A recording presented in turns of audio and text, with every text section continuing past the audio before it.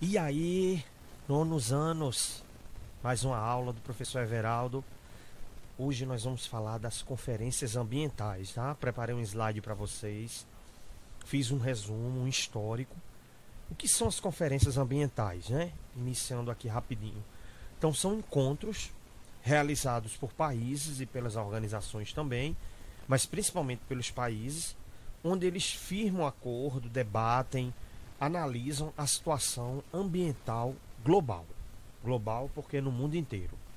Então, eu vou mostrar para vocês, seguindo a ordem cronológica, desde o primeiro encontro, que foi na Suécia, até o último, isso dos mais conhecidos, dos que mais repercutiram, né? Até o último que foi em Paris, tá? Então, vou mostrar aqui o slide, vocês vão prestar atenção. No final, tem uma atividade, a gente vai colocar junto lá no grupo da escola e vocês mandam no privado. Mas assistam o vídeo com atenção, viu? Valeu, vamos lá. Então eu vou passar aqui o slide para vocês, né? Vocês estão vendo aqui, ó, que eu fiz aqui uma entrada. Então eu vou começar com Estocolmo em 1972. Então a Conferência de Estocolmo, ou Conferência das Nações Unidas sobre Meio Ambiente Humano, ocorreu entre 5 e 16 de junho de 1972 em Estocolmo, na Suécia. Estocolmo, capital da Suécia. Esse foi o primeiro evento organizado pela Organização das Nações Unidas, foi o primeiro, tá? Para discutir de maneira global as questões ambientais. Então, não foi uma coisa específica para cada país, não foi uma coisa individual do país, mas sim numa visão e numa discussão mundial. Já estava se percebendo, né, depois de um tempo, depois da Revolução Industrial e ainda da ampliação de fábricas, que continua até hoje, que o mundo não era mais o mesmo. Algumas questões ambientais, principalmente ligadas à questão da sustentabilidade, estavam se agravando e governantes de países se reuniram para fazer uma discussão. Na verdade, esse encontro foi mais uma discussão. Nada foi firmado, nada foi fechado para se discutir sobre essa questão, para se tomar de decisão. E também os cientistas não participaram desse encontro, foram só líderes de Estado. Os cientistas mandaram cartas, relatos, relatórios, estudos, mas não participaram. Em 88, foi realizado o primeiro encontro ambiental, onde você vai ter a presença de cientistas e dos governantes. Esse vai ser o primeiro. E ele teve como foco, Toronto é uma cidade do Canadá, uma cidade desenvolvida, industrializada, ela foi escolhida para essa reunião. Ele teve como foco as mudanças climáticas. Neste encontro não foi assinado nenhum tipo de documento oficial, mas foi garantido assim alguns termos por alguns países, alguns vários, onde eles se comprometeram em até 2005, 15 anos atrás, né? 15 anos atrás, isso no ano de 88, 15 anos atrás de hoje, de reduzir até 20% o CO2, gás carbônico, que é um dos gases poluentes que mais prejudica o meio ambiente no mundo nos dias atuais. Em 92, foi realizada no Rio de Janeiro a Rio 92, ou também chamada de Eco 92. Então esse é o principal e até então o maior encontro, a maior conferência ambiental da história. Nunca houve uma participação tão grande de países, de pessoas e de segmentos. E aí estendeu, né? Ampliou. Não foi só cientistas e governantes e representantes de países burocráticos, representantes burocráticos, mas também participaram dessa conferência ambientalistas, organizações sociais, né? E outros mais. Então, os principais temas abordados na Rio 92 foram biodiversidade, mudanças climáticas, princípios relativos às florestas. Houve uma discussão muito grande sobre as florestas, até essa questão de ser o pulmão do mundo, a Amazônia, né, foi rediscutido isso nesse encontro, né? E a ideia de um plano de ação geral para que se tome alguma atitude concreta, né? Que se realize alguma coisa de fato para que mude essa questão ambiental tão problemática e tão deficiente no mundo atual. Em 1997, em Kyoto, no Japão, foi assinado o protocolo que, por causa do local do encontro, ficou conhecido como Protocolo de Kyoto. É um novo componente de convenção, né, que contém pela primeira vez um acordo vinculante que compromete os países do norte a reduzir suas emissões. compromete uma série de nações industrializadas, né, a reduzir suas emissões em até 5,2% em relação aos níveis de 1990. Então, 90 era uma base para se tomar essa decisão. E esse período seria de 2008 a 2012. Então, haveria um prazo para os países se adaptarem, né, a ideia era essa, e que eles conseguissem cumprir. Olha, a gente já está em 2020.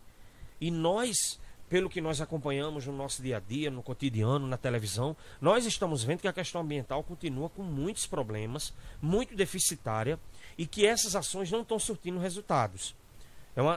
Um ponto que eu já chamo a atenção aqui para vocês. Isso contando já da primeira discussão, da primeira conferência, em 1972, lá em Estocolmo.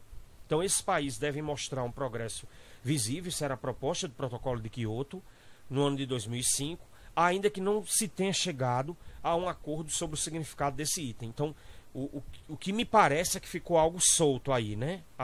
A coisa não foi totalmente amarrada. Vejam só esse mapa, preste atenção nesse mapa, né? Eu vou mostrar aqui para vocês. Vocês estão vendo nesse mapa que a área verde são os países que firmaram e ratificaram o acordo. A área vermelha quem não quis ratificar, no caso os Estados Unidos, foi o único que não assinou. Até a Rússia assinou, a China assinou. O Cazaquistão, ele firmou, mas com ratificações, né? E alguns não tomaram posição, esses que estão na cor cinza, tá? Nós temos um gráfico mostrando, há alguns anos atrás, talvez tenha mudado só alguma diferença de posição, mas praticamente são quase os mesmos. Se entrou alguém novo aí, mas eles continuam sendo os maiores emissores de gás carbônico, de gases poluentes, GEE, gases do efeito estufa, são os gases poluentes, na atmosfera. Estados Unidos em primeiro, China, Rússia, os três primeiros. Aí você vem Japão, Índia, eu acho que o Japão caiu um pouco, o Japão tomou algumas decisões importantes, né? O Japão tem utilizado energias alternativas, né? Apesar de que ele utiliza energia nuclear, energia termoelétrica, né? Muitas coisas que ajudam no aquecimento global. Índia, Alemanha, Reino Unido, Canadá, Coreia do Sul e Itália. Nós temos um outro gráfico mostrando as emissões de toneladas de 2004 e de acordo com aquilo que era a meta para ser atingida. Então a gente vê aí, ó, Turquia, né, o lado vermelho, Espanha, Portugal, esses não atingiram as metas. E esses da cor azul, eles atingiram as metas, né? Inclusive Reino Unido e Alemanha vêm tomando atitudes e vêm melhorando essa questão da emissão de gases poluentes na atmosfera. Copenhague 2009. Então, este encontro é considerado o mais importante da história recente de acordos multilaterais. Vou explicar para vocês rapidinho o que são acordos multilaterais. São acordos entre países, né, que eles tomam para decisões em comum entre eles. Aquilo que ultrapassa as fronteiras do país. É aquilo que eu me preocupo, que é preocupação de outro país também. No campo ambiental, econômico. Pois tem por objetivo estabelecer o tratado que substituiria, né, no caso ali, vai substituir o protocolo de Quioto, lá em 97, que eu mostrei para vocês, vigente, né, de 2008 a 2012. Este encontro contou com a participação de 25 países, ele não foi um encontro tão simbólico na questão de participação, mas ele teve uma caracterização importante pelo fato dele ter discutido de forma mais incidente o que aconteceu de resultado de Quioto. A UE, que é a União Europeia, chegou a Copenhague com um compromisso claro de reduzir suas emissões em 20% até 2020, com a possibilidade de ampliá-lo para 30%, caso outros países façam um esforço similar de fornecer 7,2 bilhões de euros, que são 10 bilhões de dólares, nos 3 próximos anos. Isso depois de 2009, 2010, 2011, 2012. Para que as nações pobres possam se adaptar à mudança climática. A ideia é essa, era ajudar os países pobres, porque assim, há um custo, olha que coisa, né? Há um custo para você conseguir proteger o meio ambiente. Tem um custo, né? E esse custo é o preço que você paga pelo futuro. A ideia é essa. Obama foi duramente criticado, né, por não ter proposto nenhum comprometimento do seu país. Os Estados Unidos sempre com o pé atrás em relação à questão ambiental. A Rio +10. Então, +10, porque ela foi realizada 10 anos depois da Eco 92. Então, foi em 2002, em Joanesburgo, na África do Sul. O principal objetivo era analisar, fazer um balanço dos resultados da Rio 92. Então foi discutido o desenvolvimento sustentável, né? E alguns temas dentro disso relacionados, erradicação da pobreza, mudanças no padrão de produção e de consumo. Lembra de consumo, de consumismo?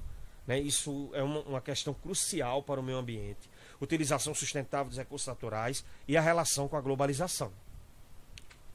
A Rio+20, 20 anos depois da Eco 92, 2012, né?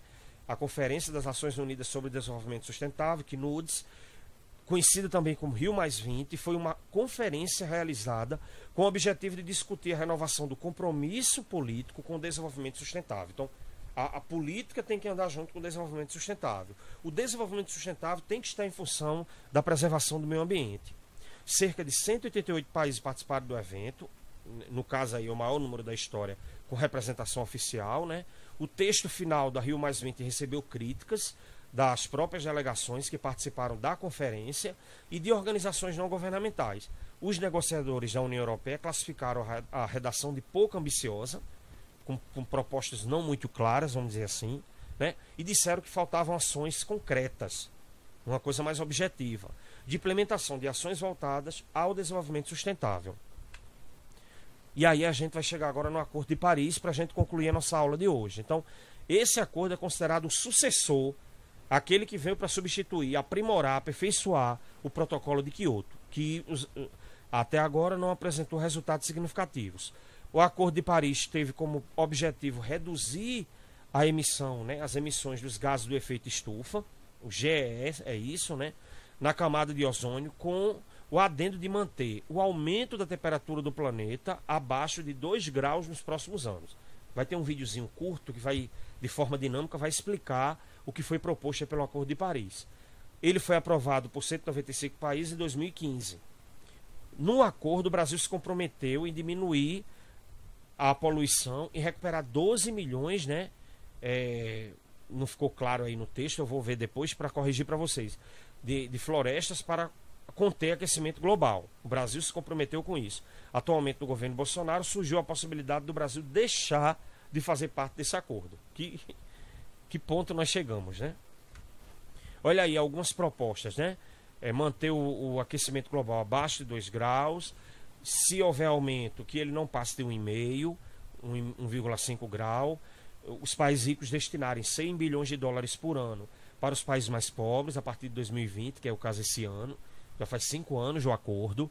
Os países desenvolvidos deverão mostrar o caminho em matéria de redução no uso dos gases do efeito estufa e limitar as emissões desses gases a curto prazo, né? Substituir as fontes de energia, as queimadas, eliminar as queimadas, tudo isso vem agravando o efeito estufa.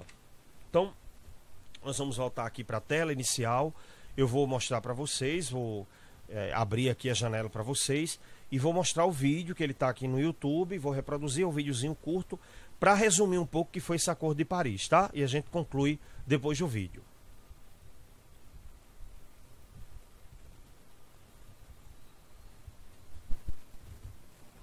Nossa sociedade vive hoje em um cenário de urgência climática. A temperatura da Terra já atingiu um aumento de 1 grau Celsius em relação a níveis pré-industriais. E isso nos leva a graves impactos na biodiversidade, água, oceanos, produção de alimentos e eventos naturais extremos.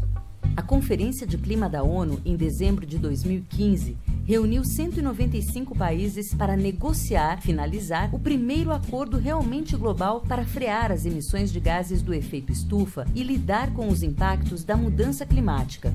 Um dos objetivos acordados foi de manter o aquecimento global muito abaixo de 2 graus Celsius, buscando ainda esforços para limitar o aumento da temperatura a 1,5 graus Celsius acima dos níveis pré-industriais.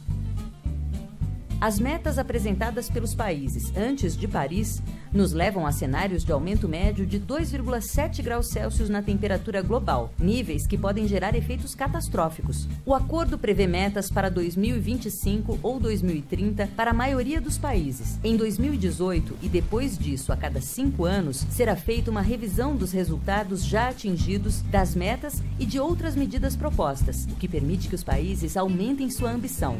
Um movimento climático já está acontecendo no mundo e sendo liderado por diferentes atores da sociedade civil, setor privado e público, que estão atentos com demandas e ações claras de justiça climática para um futuro de baixo carbono e seguro. Precisamos que nossos líderes mundiais continuem neste caminho iniciado em Paris. Se junte a este movimento. Procure mais informações, implemente na sua vida, converse com sua família, amigos e pessoas conhecidas e peça aos tomadores de decisão de seu país para que tenhamos um futuro com qualidade